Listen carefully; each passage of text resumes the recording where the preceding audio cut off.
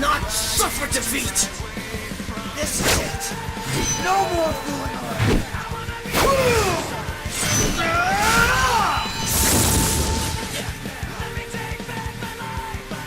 Out of my sight!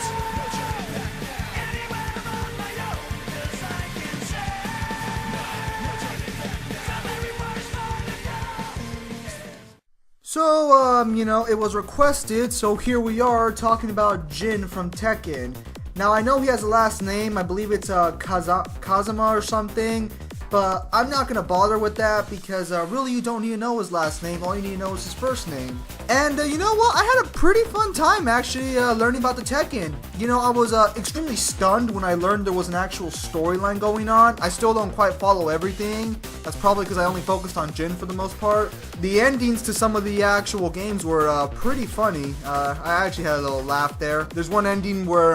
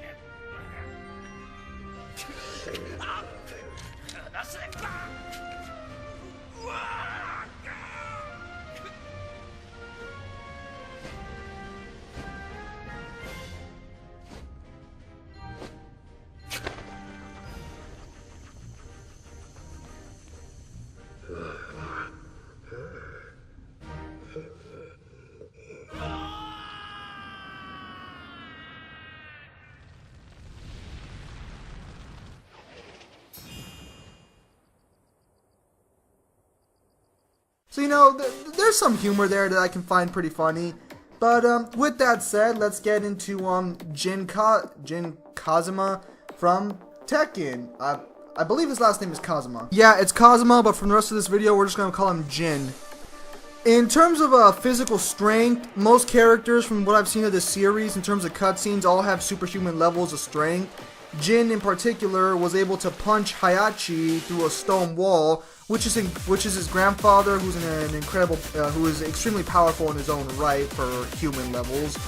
And characters weaker than or equal to him have performed superhuman levels of feats, like easily smashing boulders with one hand. So yeah.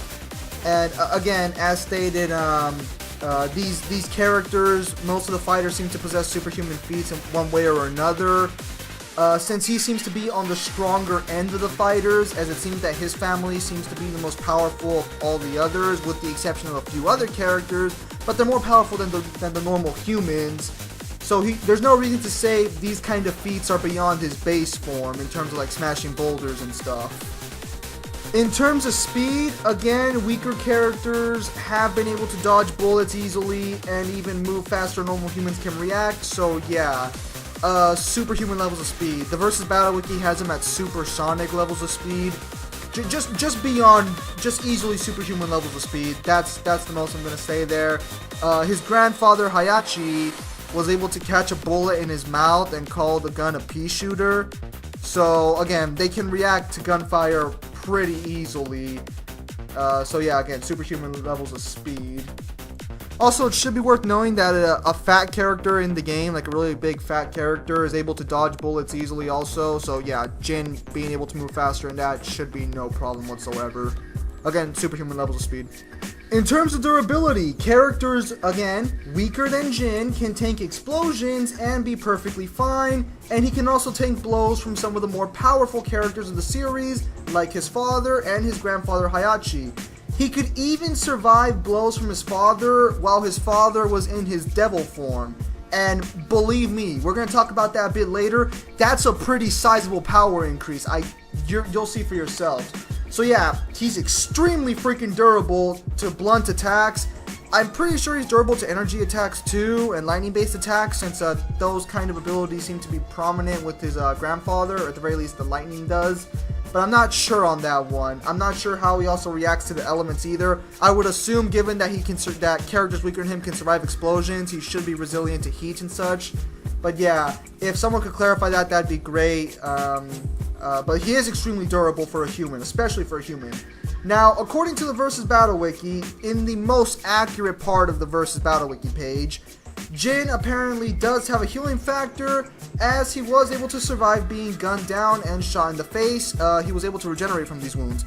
I ended up finding out, also on the same page, that apparently that might only be limited to his devil form.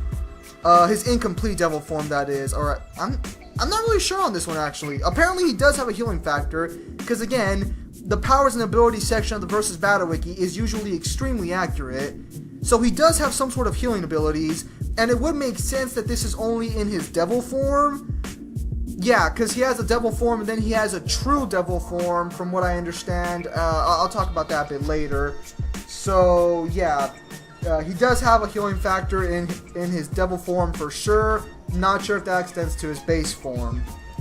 In terms of powers and abilities, Jin has chi and electricity manipulation, and he's a master martial artist. He's also extremely intelligent. He seems to be a fast learner when it comes to martial arts, and he's also a natural leader, and he seems to be a natural leader and strategist, as he was the leader of a massive corporation, I believe the biggest in the world at one point, which became its own independent state. And also, a lot of times when you see in cutscenes for Tekken, at the very least, when I saw Tekken 6, he seemed to have an army around him, so yeah, he should be a very good strategist. And now we're going to move on to the powers that I believe are specific to his devil form, which are the following. Now, flight for sure is only his devil form, firing laser beams, force field creation, resistance to mind manipulation I think is also in his base form, but that could just be in his devil form too. It's probably both, personally. But yeah, so that's his powers and abilities. So let's get on to that good old, let's check out that devil form now. I'm gonna be perfectly honest with you. It's been a long time since I've seen a transformation that actually fucking did something that made you actually genuinely like impressed with the actual size of the actual increase in power. Maybe it's because I've been watching too much Dragon Ball Super, because like Super Saiyan Blue just doesn't really do it for me anymore. It's like, oh, cool, you're going into that form you've been going to every single time. Your power increase is barely noticeable because, oh, spoiler, they always move at super speeds and strength. Honestly, if they didn't tell you outright that this form was more powerful, you wouldn't really care. You wouldn't even notice, because you know what? There's no sizable difference anymore outside of telling me, oh, this character's more powerful, so this form is actually more powerful. Oh, that's great. That's great. At least in Dragon Ball Z, you could tell there was a sizable difference from Super Saiyans 1, 2, and 3, because there were very, very, very noticeable differences, like, you know, lightning all around them. Actually, no, it's kind of the same thing, but, I don't know. Maybe just because they only stick with Super Saiyan Blue, I don't know.